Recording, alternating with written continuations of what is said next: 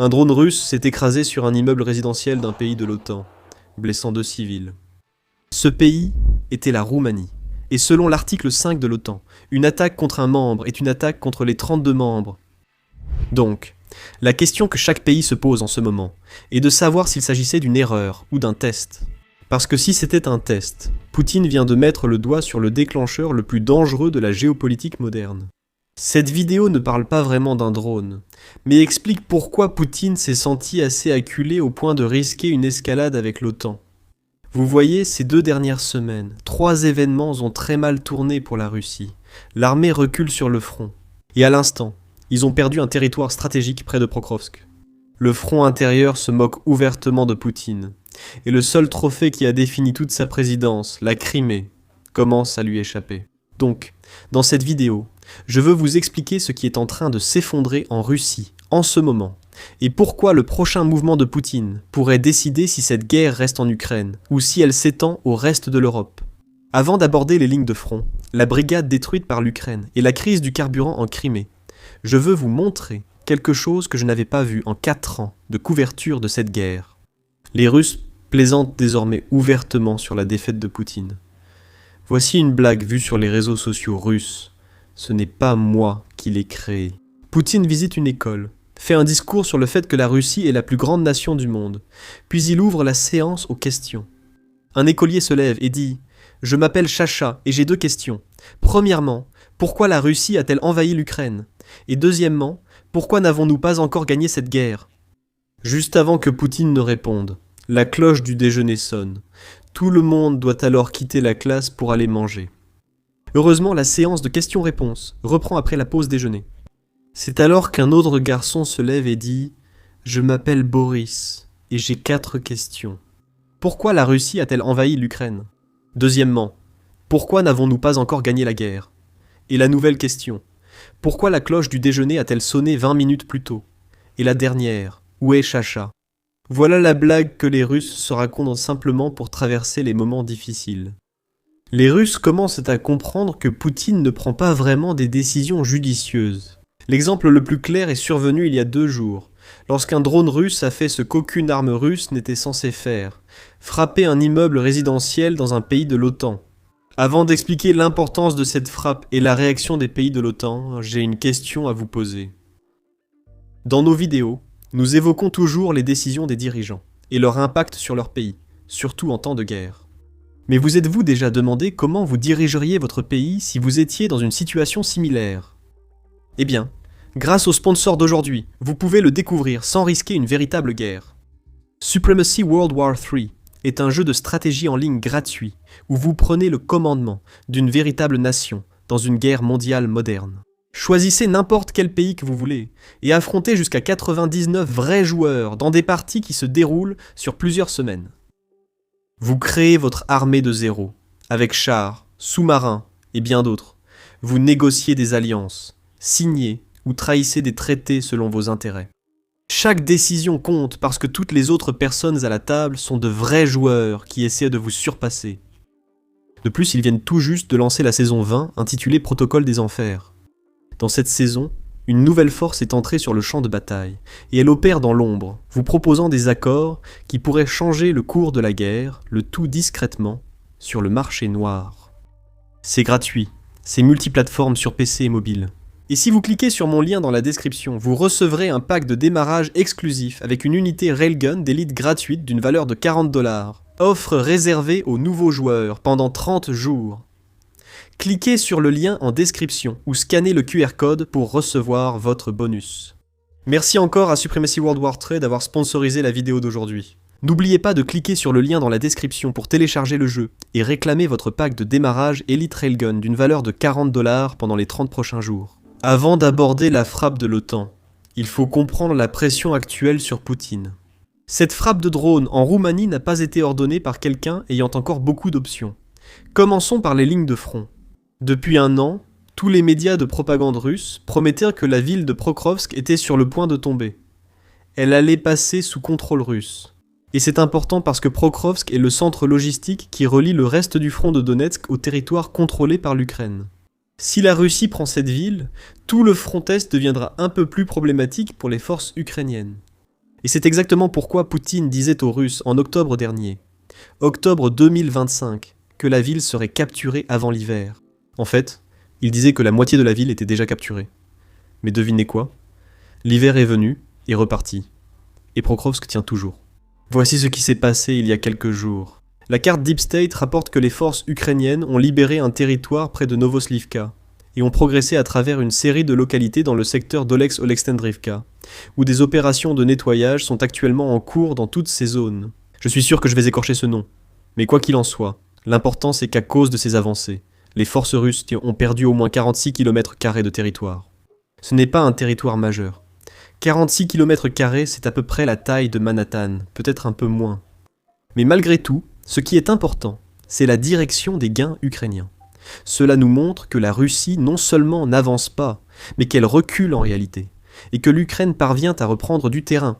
En fait, cela devient tellement évident que même les blogueurs militaires russes, c'est-à-dire ceux qui informent la population russe sur la guerre et sur la situation des forces russes en première ligne, eh bien, ils parlent de la gravité de la situation.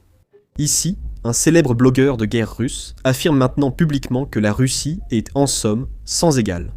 Quand je dis sans égal, ce n'est peut-être pas le terme exact. La Russie est en fait en train de prendre du retard face aux avancées ukrainiennes en matière de drones. L'Ukraine prend tellement d'avance que les soldats russes n'ont aucune chance.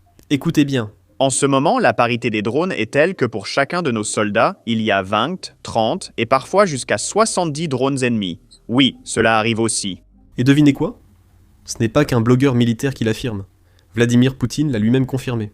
Avant de diffuser cet extrait, je souligne le moment choisi pour cet aveu de Vladimir Poutine, qui déclare publiquement que l'Ukraine frappe désormais plus facilement des cibles en Russie.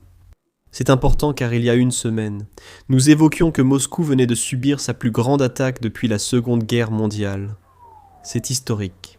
Le public russe, en fait, les élites de Moscou, ont pu voir cette attaque de drone, et c'est précisément pour cela que Vladimir Poutine ne pouvait pas fuir cette situation. Poutine ne pouvait pas simplement l'ignorer, et c'est pourquoi il a dû le reconnaître publiquement. Et devinez quoi? Il ne reconnaît pas à l'Ukraine son mérite et tente de blâmer les pays occidentaux. Écoutez vous-même. Et les tentatives de frapper le territoire russe. Et dans d'autres endroits? Eh bien, puisque l'Occident leur fournit des drones, c'est devenu tellement plus facile. Ils peuvent simplement en prendre un autre et appuyer sur le bouton. Cela signifie que nous devons renforcer nos systèmes et nous continuerons à le faire. Maintenant, ce n'est qu'une partie du problème de Poutine. Les pertes en première ligne ne sont que la première crise. La deuxième se produit en réalité derrière les lignes de front, et elle est à nouveau liée aux drones ukrainiens. La nuit dernière, les forces ukrainiennes ont rendu une sorte de justice que certains Ukrainiens attendaient depuis 4 ans, depuis le début de cette invasion, de cette opération militaire spéciale. Voici ce reportage. La base de la brigade liée aux atrocités de Boutcha a été frappée. Dans la nuit du 30 mai, des opérateurs de drones ukrainiens ont frappé une série de cibles russes, loin derrière les lignes de front, avec 21 frappes confirmées signalées. Les cibles incluaient terrains d'entraînement, routes logistiques et installations de stockage de gaz. Parmi elles se trouvait une zone d'entraînement utilisée par la 36e armée russe et le personnel de la 64e brigade de fusiliers motorisés, l'unité largement associée aux atrocités commises à Boutcha en 2022. Les premiers rapports indiquent que les forces russes ont subi 31 pertes comprenant des morts et des blessés. Maintenant, si ce nom ne vous dit rien, laissez-moi vous expliquer pourquoi il est si important. La 64e brigade de fusiliers motorisés est l'unité que les enquêteurs internationaux ont reliée au massacre de Boutcha. Boutcha est une petite ville juste à l'extérieur de Kiev, et en mars 2022, donc essentiellement le premier mois de l'invasion, les forces russes ont occupé la ville dans l'espoir de prendre le contrôle de Kiev. Mais lorsqu'ils ont échoué, ils se sont retirés, et c'est à ce moment-là que des journalistes et des enquêteurs internationaux de l'ONU sont entrés, et ce qu'ils ont découvert était vraiment horrible. Ils ont trouvé des centaines de civils morts dans les rues. Certains avaient les mains liées dans le dos, d'autres enterrés dans des fosses communes derrière des églises et des immeubles. Nous avons des images de vidéosurveillance que je ne montrerai pas, mais elles montrent des civils fuyant les forces russes et se faisant tirer dans le dos en tentant de s'échapper. C'est ce qui s'est passé lorsque la Russie a essentiellement échoué dans cette opération militaire spéciale de 3 jours et que les forces russes ont déversé leur colère sur la population civile de la ville. Pendant 4 ans, les hommes de cette brigade sont rentrés chez eux, ont été promus, sont partis en vacances, ont fait tout ce qu'ils voulaient, pensant être en sécurité.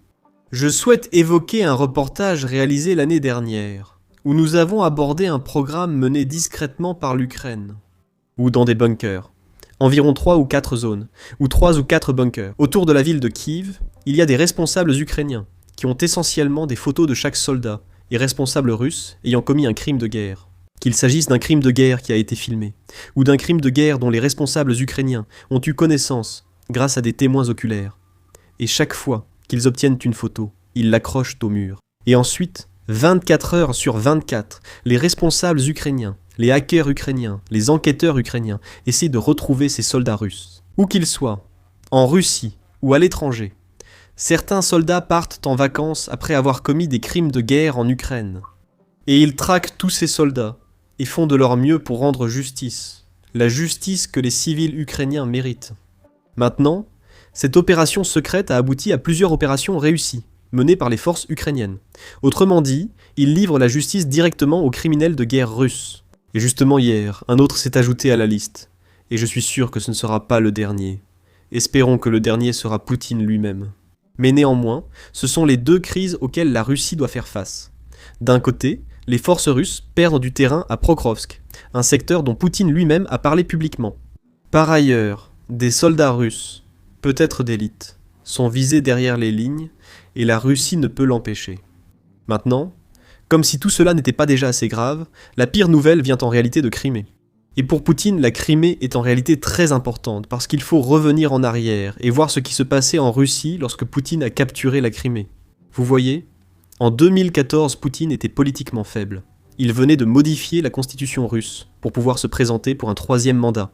Et son taux d'approbation était au plus bas lorsqu'il a pris ses fonctions pour son 3e mandat. Parce que les Russes n'étaient tout simplement pas satisfaits de cela. Il pensait que la Russie reculait, revenant à l'époque de l'Union soviétique, avec des dictateurs. Beaucoup de Russes qui disaient cela avaient raison. Mais devinez quoi ? L'annexion de la Crimée a tout changé pour Vladimir Poutine, faisant bondir sa popularité du jour au lendemain. Sa popularité intérieure était au plus haut. D'une certaine manière, on peut dire que la Crimée est la source du pouvoir politique de Vladimir Poutine. Et c'est la preuve pour les soldats russes qu'il est l'homme qui a rendu la Russie forte à nouveau. Donc, si la Crimée commence à échapper à Vladimir Poutine ici et là, c'est un très, très gros problème. Et savez-vous ce qui se passe en Crimée ? Regardez.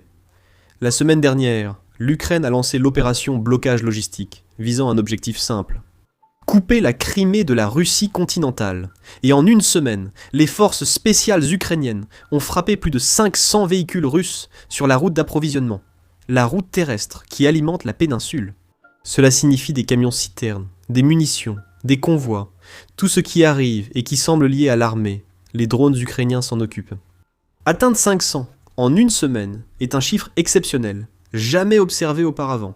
Et la façon dont la Russie opère en ce moment, ils vont avoir beaucoup de mal à remplacer ces camions, ces véhicules ou ces convois, tout ce qui a été détruit. Et devine quoi ? Cela a déjà un impact sur la vie quotidienne en Crimée. Il y a des vidéos sur les réseaux sociaux qui circulent en Russie, où les Russes eux-mêmes se plaignent du fait qu'ils ne peuvent pas obtenir d'essence en Crimée. En gros, ils disent que vous pouvez entrer en Crimée, en faisant le plein d'essence, en remplissant votre voiture en Russie continentale, mais que vous ne pouvez pas en sortir, parce que toutes les stations-service ont des files d'attente tellement longues que vous n'obtenez pas ce dont vous avez besoin. Écoutez. Voici la situation de l'essence en Crimée. Vous arrivez à Kerch, il y a encore de l'essence. Et vers la côte sud, il y a encore de l'essence, notamment dans des stations comme TS Atan. Si vous roulez vers Krasnoperekopsk, alors à partir de Dizenkoy, il n'y a absolument plus d'essence, de quelque type que ce soit. Ni 92, ni 95 seulement du diesel. Certaines stations-service sont totalement à sec. Gardez cela en tête lors de vos voyages en Crimée. Qu'est-ce qu'il y a vraiment à garder à l'esprit ? On traverse simplement la Crimée comme ça, et il n'y a pas d'essence. Et vous n'en aurez pas assez pour le trajet retour. Alors, les gars, ceux d'entre vous qui ont prévu de partir devraient probablement reconsidérer leur plan. Parce qu'il y a vraiment une possibilité que vous arriviez en voiture et que vous repartiez à pied en marchant. Oui. Les pénuries de carburant sont particulièrement graves en Crimée. Mais d'autres régions souffrent également. En fait, c'est un problème qui apparaît aussi de plus en plus en Russie continentale. Et c'est exactement pour cette raison que même les médias russes sont obligés d'en parler. Écoutez ce reportage de la BBC par Steve Rosenberg. Et les journaux russes d'aujourd'hui rapportent une pénurie de carburant en Russie. La Nezavissimaya Gazeta écrit le nombre de régions russes avec des restrictions sur la vente de carburant se multiplie. Dans plusieurs régions, des restrictions sont imposées sur la vente de carburant. Des restrictions sur la vente d'essence IA-95 ont été introduites dans plusieurs districts de la région de Kastramat. Restrictions dans des stations-service de la région de Tver. Des problèmes de carburant ont touché les régions de Magadan et de Mourmansk. Pourquoi cela se produit-il? Le journal donne cette explication. La pénurie s'explique en partie par des réparations imprévues dans les raffineries de pétrole. En raison de réparations imprévues, plusieurs raffineries ont réduit leur vente de carburant en mai. Environ 1/5 de toutes les capacités de raffinage du pays est concernée. Les agences de presse occidentales indiquent que presque toutes les grandes raffineries du centre de la Russie ont dû suspendre ou réduire leur production de carburant. Leur part combinée dans la production de carburant représente plus de 30% pour l'essence et environ 25% pour le diesel. Aucune raison n'est encore donnée dans l'article pour ces réparations non planifiées, ce qui laisse penser qu'elles sont liées aux récentes attaques de drones ukrainiens contre les installations pétrolières russes. Mais cela est brièvement mentionné plus loin dans l'article. D'abord, il est indiqué que les autorités russes soulignent que le marché intérieur est bien approvisionné en carburant et que la semaine dernière, le ministère de l'Énergie a de nouveau assuré que l'industrie pétrolière russe est pleinement préparée pour la période de hausse saisonnière de la demande d'essence et de diesel comme prévu. Le Kremlin non plus n'a vu aucun risque concernant l'approvisionnement en carburant, y compris à la suite des frappes de drones sur les raffineries. Les mensonges du Kremlin sont désormais si évidents que même d'anciens généraux russes dénoncent publiquement le Kremlin. Voici Igor Girkin. Si ce nom ne vous dit rien, voici un petit résumé. Girkin a été l'un des architectes de l'invasion de l'Est de l'Ukraine, par la Russie, en 2014. Il a aidé Poutine à prendre Donetsk et Louhansk.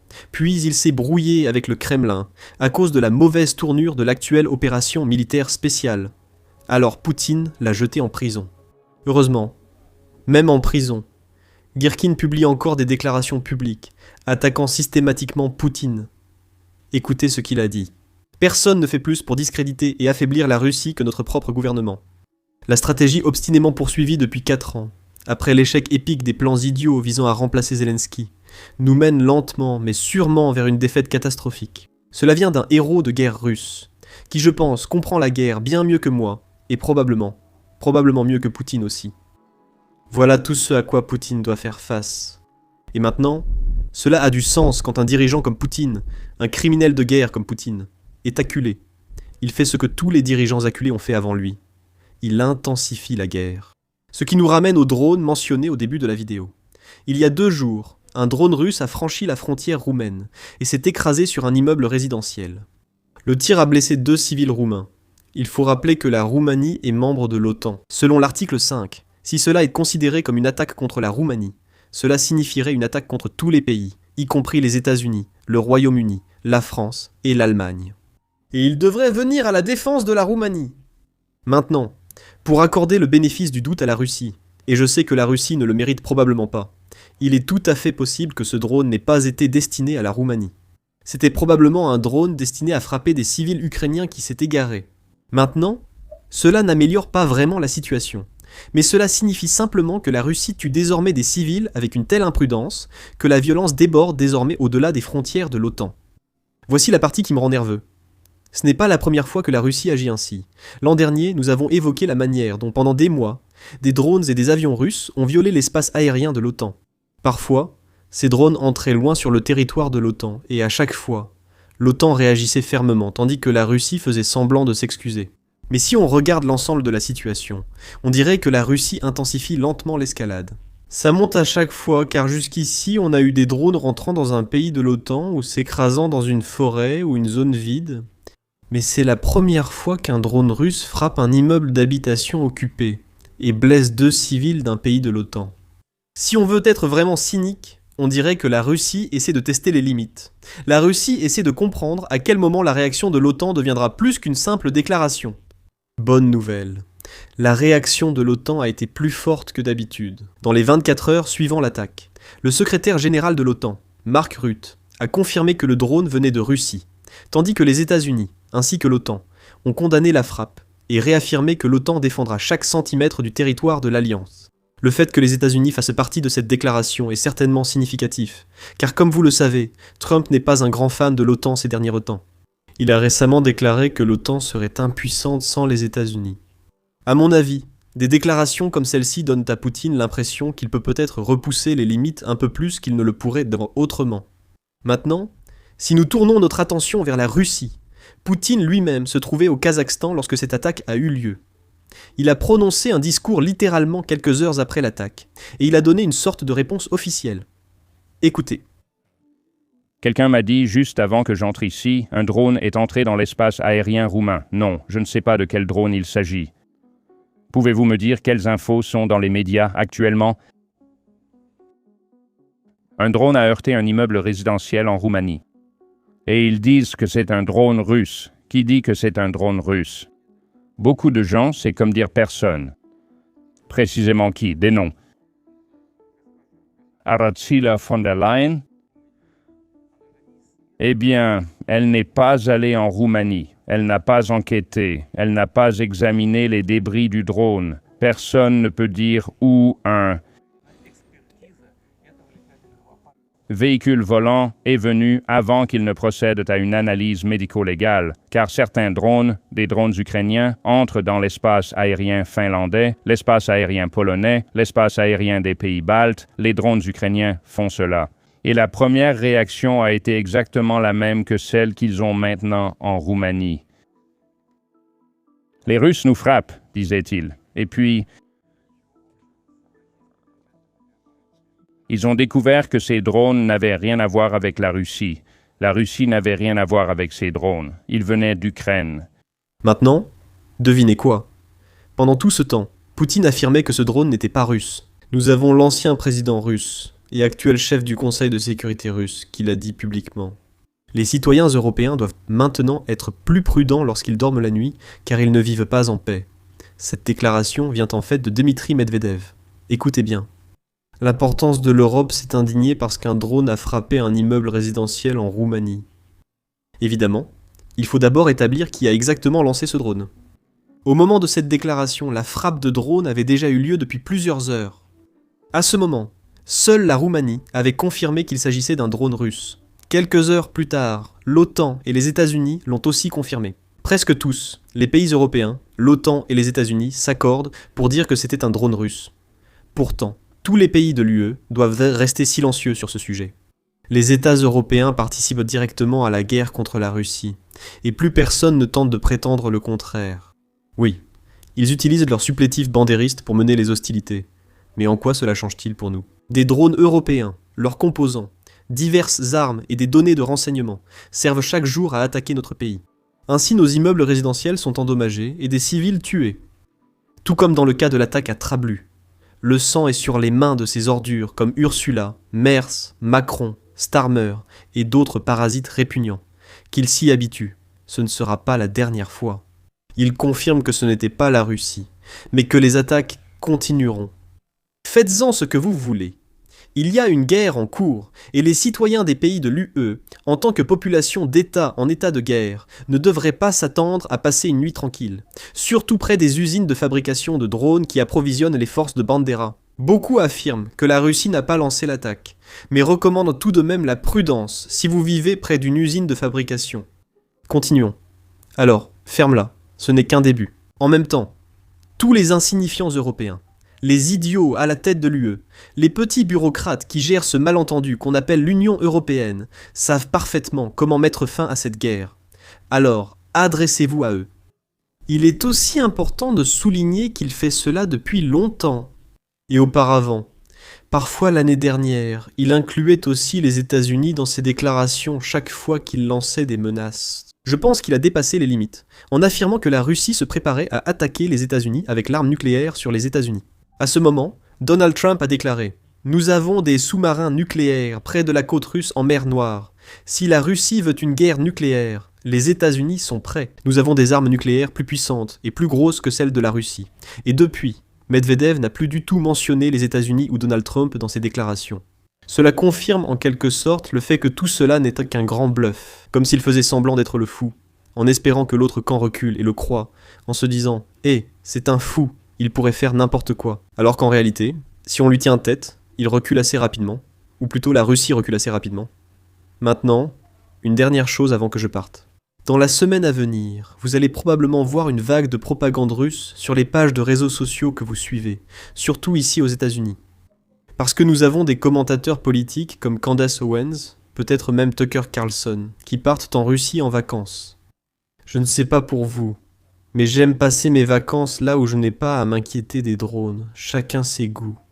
Je suis certain que la Russie utilisera cela pour diffuser une propagande anti-ukrainienne, d'une façon ou d'une autre. J'ignore ce que ce sera, mais je sais que ça arrive. Alors, assurez-vous de cliquer sur le bouton s'abonner ci-dessous, parce que nous sommes là pour démystifier tout ce que la Russie s'apprête à diffuser. Nous faisons cela depuis 4 ans, et nous allons continuer aussi longtemps que Poutine sera au pouvoir. C'est tout ce que j'ai pour vous. Je m'appelle Sam, on se retrouve dans la prochaine vidéo.